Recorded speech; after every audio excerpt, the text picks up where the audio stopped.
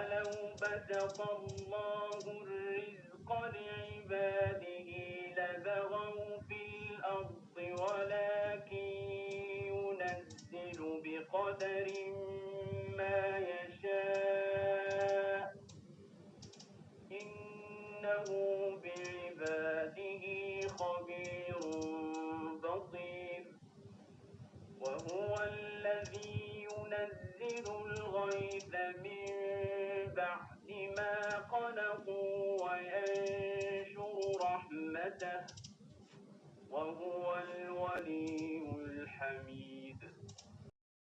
السلام عليكم، اهلا بيكم في فيديو جديد. من الحاجات اللي انتوا شايفينها متغيره هي فكره ان انا غيرت مكان الاوضه اللي انا كنت قاعد فيها، لاني حرفيا بتبقى قاعد بقى فوق، ما بتعرفش ان انت بيبقى في زن وكده، فالواحد بقى شغال مع نفسه. انا نازل دي في دور لوحدها، اصلا هي غرفه كده، فانا خدتها بقى، لان بجد حاسس ان هي تبقى فكره ان انت تبعد بقى عن الوش، ومن اكتر الحاجات بتخليك تتشتت او الفهم عندك بيبقى مفيش تركيز خالص، هي فكره ان انت يبقى جنبك وش او صوت.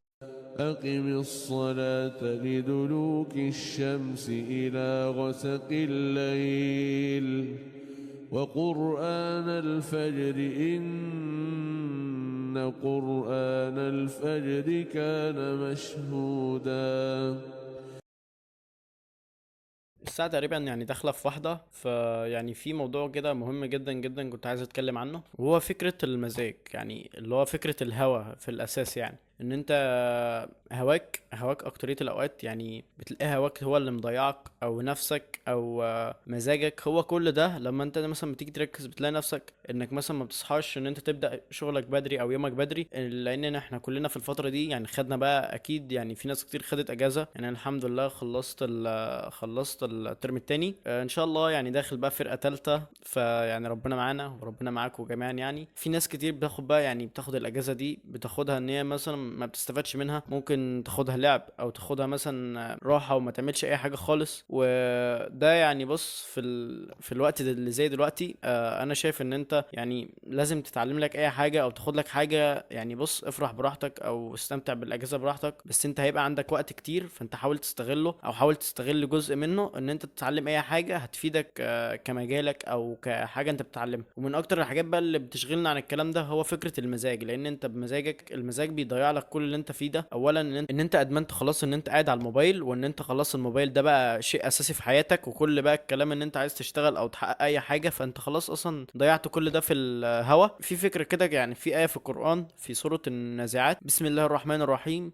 وأما من خاف مقام ربه ونهى النفس عن الهوى فإن الجنة هي المأوى. انت ما تيجي تركز هتلاقي فأما من خاف مقام ربه، طب وعمل ايه؟ ونهى النفس عن الهوى. انت كنت سمعت جملة للشيخ أمجد سمير بيقول لك ان انت اصلا لو جيت تركز في الشرع، اكترية الحاجات اللي في الشرع هي ضد هواك، هي اصلا معاكسة لهواك او مزاجك او الكلام ده، لان انت اصلا انت كشخصيا او كنفسك هي اصلا عايزة تفجر. عارف الآية بتاع سورة القيامة: بل يريد الانسان ليفجر امامه؟ هي دي نفسك، هي نفسك مش عايزه.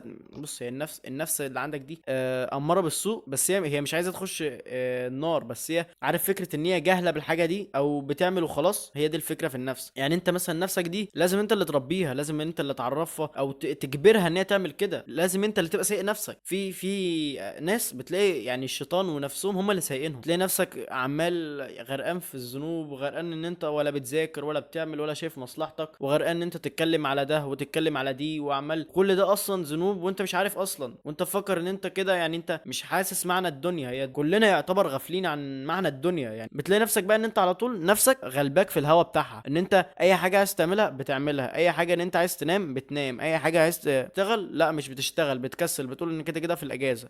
بص، الفكره في الاجازه مش ان انت تقعد تعمل الكلام ده. اوقات كتير هتندم ان انت لو انت ضيعت الاجازه بتاعتك دي في ان انت ما خدتش حاجه. هتلاقي نفسك جيت بعد ما خلصت مثلا الكليه عشان تقدم على اي وظيفه، بتلاقي نفسك ان انت ناس كتير سابقاك، وان انت اصلا متاخر جامد، وان انت حرفيا بص، ده في بعض الكليات بس، عشان في ناس كتير حاجه مثلا زي الطب، فانا لا، انا ارشحك بس ان انت تدرس في مجالك كويس، تبقى متقن مجالك بس. انما في كليات تانية في العموم زي البروجرامينج مثلا، فانت او مثلا سيلز او ماركتنج او حاجات ليها علاقه بالكلام ده، فانت اكيد لازم يكون عندك القابليه ان انت تتعلم حاجه تانية في نفس الوقت في الاجازه، او ان انت ما تاخدش اجازتك. يعني انا كنت داخل تيم، فانا بحاول بقى ايه ان انا يعني تتعلم بقى اللي هو فكره ان انت ازاي تتعامل مع تيم، وازاي ان انت تتعامل مع ناس غريبه عنك، وازاي ان انت تشتغل مع تيم اصلا اللي هو ايه، يعني بتحاول تعمل مانجمنت للتيم فاهمني. فانت بتحاول تتعلم حاجات تانية زي ان انت بتحاول تعمل مشاريع، فانت بتحاول تطبق. ففي ناس كتير بقى بتحاول ان هي تاخد الحاجات دي او تاخد الاجازه دي اجازه عن اي حاجه خالص، يعني ما بتعملش حاجه خالص، وده شيء غلط. يعني انت لازم اوقات كتير مثلا حاجه مثلا زي الانجليش، فانت المفروض يعني انا اصلا يعني الانجليش عادي عندي، بس يعني عادي انا بحاول ان انا اطور نفسي فيه فاهمني. تحاول تدور على المصادر اللي انت بتفهم منها. هي دي المشكله عندنا، ان احنا بنبقى لما يبقى مثلا في مصادر كتير، طب يا عم ما تخش تسرش، ما تخش تشوف اللي انت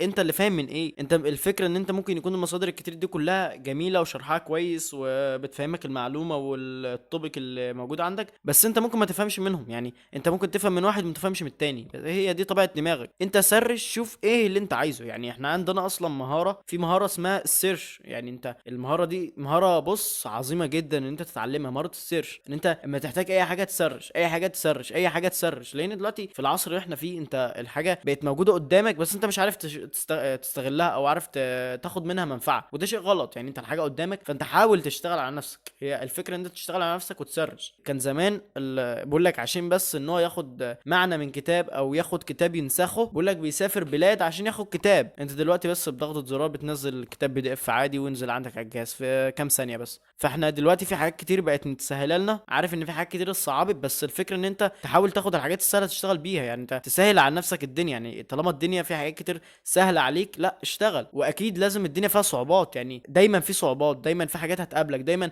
ان انت تتعلم حاجات جديده. هو ده هدفك، هو ده الهدف عندك. فكره بقى ان انت هتبقى عارف الحاجات، وان انت اصل ما فيش حد اتولد من بطن امه كل حاجه هو عارفها، او مثلا اتعلم كل الحاجه دي وهو في بطن امه ونازل عبقري. لا ما فيش الكلام ده. هي الفكره ان انت بتشتغل على نفسك وتتعب وتسرش وتتعب بص لحد ما تدور على الحاجه اللي انت عايزها وتشوفها من واحد واثنين وثلاثه وتعيدها مره واثنين وثلاثه، بس كل ده يعني بهدف ان انا افهمها وتدعي ربنا. يعني انت في المقام الاول بتدعي ربنا، ربنا لما يشوفك بتتعب ربنا هيوفقك. ادعي ربنا انا مش فاهم الحاجه دي يا رب فهمها لي بس. ففي ناس كتير ما يعني فاكره ان هي بعضلاتها والله هي كل حاجه، كل حاجه بتوفيق ربنا. والله ما في حاجه هي منك انت بص احنا حرفيا احنا يعني حاجتك دي ما تسواش حاجه عند ربنا. يعني خزائن ربنا واسعه.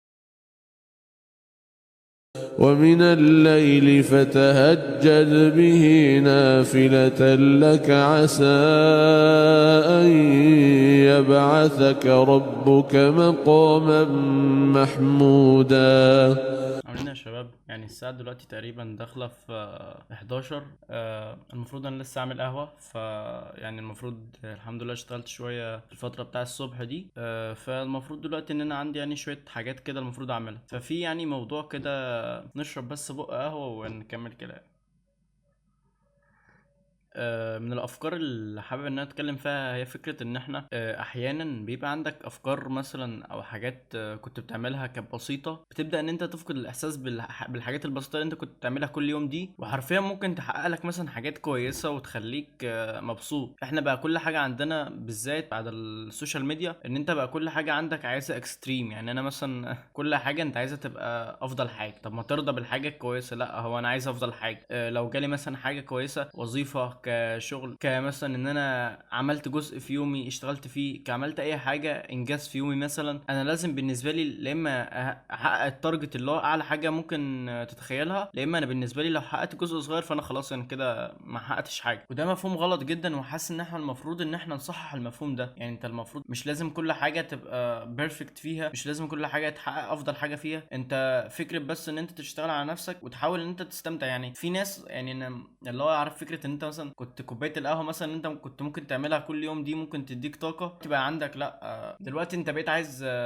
ماكينه اسبريسو والدنيا رايقه معاك. فاللي هو انت بقيت حرفيا انت عايز كل حاجه اكستريم. يعني انت عايز افضل حاجه في كل حاجه. انا عايز اتجوز افضل حد، عايز يبقى عندي افضل شقه، عايز يبقى عندي افضل وظيفه، عايز يبقى عندي اكتر مرتب، عايز يبقى عندي افضل عربيه. فالفكره ديت حرفيا بتخليك ان انت على طول انت اصلا ملهي ملهي ملهي في الدنيا، وعمال تجري وعمال انا عايز احقق كذا واحقق كذا، وناسي اصلا انت يعني انت جيت ليه اصلا. فبجد يعني من الافكار الجميله هو انت الفكره ان انت تحاول تسترجع الحاجات يعني الحاجات اللي هي كانت بسيطه بتعملها وكانت بتخليك يعني سعيد وكده، فاهمني؟ ودي يعني فكره انا حاسس انها جميله. يعني بص، المشكله عندنا هي في السوشيال ميديا. السوشيال ميديا بتخليك يعني بتضيع لك فكره اصلا الحاجات البسيطه دي، وبتخليك كل حاجه بقى بتكبرها في دماغك. يعني انت كنت ممكن تنبسط بحاجه صغيره، اما انت شفت يعني السوشيال ميديا اصلا تلات ارباعها انت لو جيت تركز مش كلهم اصلا. هو ممكن يكون بيوريك حاجه، مثلا ممكن يكون مثلا عنده دي يوم مثلا في الشهر هو بيوريها لك، انت تفكر ان حياته كل يوم سعيده ومش عارف ايه. ناس كتير مثلا بتفكر ان انت مثلا اما بتيجي تشتغل او تيجي تذاكر او تيجي مثلا كده ان انت مثلا مش هتتعب او مثلا مش هيواجهك صعوبات. بص، هو انت عشان بس ان انت تذاكر فانت اكيد هتواجه صعوبات، اكيد مفيش حاجه هتبقى سهله بالنسبه لك. انا دلوقتي حرفيا يعني انا بحاول ايه ان انا الحمد لله يعني بحاول ان انا اتعلم اجزاء تانية اصلا في التراك. انت لما تيجي تمشي في يعني في التراك او كده بتحس ان الدنيا معاك بحر، انت اصلا كل يوم تتعلم. يعني انت طب ما فيش حاجه بتخلص، لا تقريبا هتتعلم لحد ما تموت. ففي ناس يعني غافله عن الفكره دي، هي مفكره ان انت هتقعد مثلا يوم ولا اتنين وتقعد تتعلم وخلاص كده. لا، انت الفكره اللي انت هتنيك تتعلم، يعني هي دي الفكره. يعني انت في ناس كتير بتكسل تقرا، يعني عايزه مثلا لما تيجي تقرا كتاب في مره واحده. طب ما تقرا لك جزء صغير، مش لازم تبدا بافضل حاجه. وبعدين وانت مهما كنت مين اصلا، نسبه فهمك للكتاب عمرك ما يعني ممكن، انا شايف ان عمرك ما تقدر يعني تحصل الفايده من الكتاب كله لو انت قريته مره واحده. لان انت هي بتبقى ستيب باي ستيب، يعني انت خطوه بخطوه انت بتستفاد. كل ما تقرا جزء بتستفاد منه. مثلا عندك حاجه مثلا مهمه بتدونها، فده اللي بيفيد. في ناس لا، ما عندهاش الفكره دي. هو عايز اللي هو ايه، عارف فكره ان انت خلص الحاجه وخلاص، سواء انت استفدت منها او ما استفدتش منها. وده شيء غلط جدا، ما انصحكش ان انت تعمله. ويعني بص، ده من اكتر الحاجات اللي بتجيب لك كسل بقى. يعني ناس بتقول لي انا كسلانه ومش عارف اشتغل، ده من اكتر الاسباب اللي بتخليك كسلان، ان انت ما عدتش اصلا مبسوط او ما عدتش عايز ترضى بالحاجات القليله اللي كانت بتبسطك. لو انت بقيت عايز كل حاجه افضل حاجه، طب يا عم ما تبدا بالحاجه بسيطه. زائد ان انت، انا عايزك تقتنع ان انت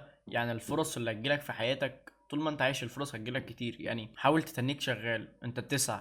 طب انا مثلا لقيت مثلا ان انا يعني بسعى والطريق طويل وانا مش عارف هكمل سعي، لا تنيك اسعى. كان في جمله للامام احمد بيقول لك الراحه لا تاتي لمن يطلبها بل لمن يعمل لها. يعني فكره ان انت الراحه مش هتجيلك غير لما انت تشتغل عليها، تشتغل لنفسك، ان انت تحاول تبقى تحقق كليه كويسه عشان تشتغل. اصل انت بص، انت مثلا اكيد هتشتغل، يعني انت مثلا اكيد في الشغل وبص يعني دي كلها ارزاق، فاهم الفكره؟ بس انت اكيد هتشتغل، وده يعني حرفيا يعني اللي هو ايه، يعني ده حاجه انت متاكد منها ان شاء الله، يعني فاهمني؟ طب انا مثلا قدامي حلين اتنين. هل انا هشتغل مثلا كحاجه انا حاببها وهتحقق لي مثلا الماديات الكويسه اللي انا عايزها، ولا انا اشتغل ما اتعبش مثلا دلوقتي؟ يعني بص، هي الفتره دي المفروض هي دي فتره اللي انت بتبني نفسك، سواء كدينك او كشغلك او كده. فانت طب انا مثلا مش هتعب ولا هبني حاجه وهقعد بقى، عارف الناس اللي بتقعد تقول لك انا عايز اعيش حياتي في الشباب مش عارف ايه، وده مفهوم غلط جدا. يعني ما وبرضه انا مش متناقض معاك، يعني ان انت مش معضله بالنسبه لي ان انت تعيش حياتك. في فرق ما بين تعيش حياتك وفرق من انت تقعد تتمرقع وتسيب الحاجات الاساسيه بالنسبه لك اصلا وتاخد حاجات فرعيه تافهه ملهاش اي 60 لازمه اصلا. فانت مثلا لو انت خدت الجانب ان انت تتعب وهتتعب جدا، بس عشان تكون عارف يعني ما فيش حد ما بيتعب اصلا. انت هتتعب جدا، تتعب بقى نفسيا وجسديا، وان انت تبقى عايز تنام ومش عارف ايه. بس انت يعني حاول ان انت تستعين بربنا على طول، ربنا هيوفقك. ولا انت هتاخد جنب. يعني انا مثلا، انت مثلا مع احترامي لكل الوظائف، انا مش بتكلم على حد، بس انت اوقات بتشوف مثلا ناس عمال بتلاقيهم طالع عينهم، وانا والله يعني الواحد هما بيصعبوا عليه اصلا، فاهم الفكره؟ يعني انت تلاقي ناس كبيره اصلا وشغاله وطالع عينها وفي الاخر ما تاخدش حاجه. يعني هي دي المشكله.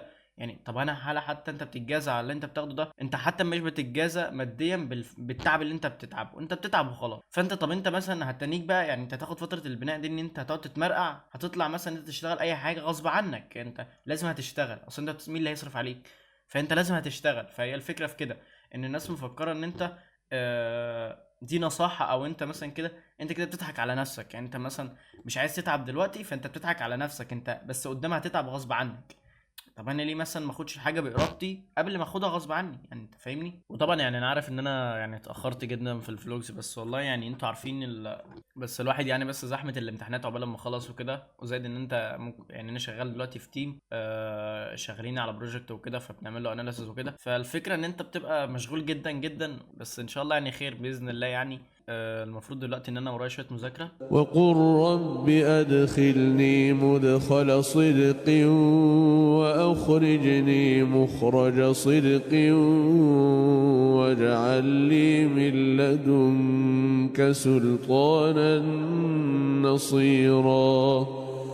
وقل جاء الحق وزهق الباطل إن الباطل كان زهوقا. وننزل من القرآن ما هو شفاء ورحمة للمؤمنين ولا يزيد الظالمين إلا خسارا.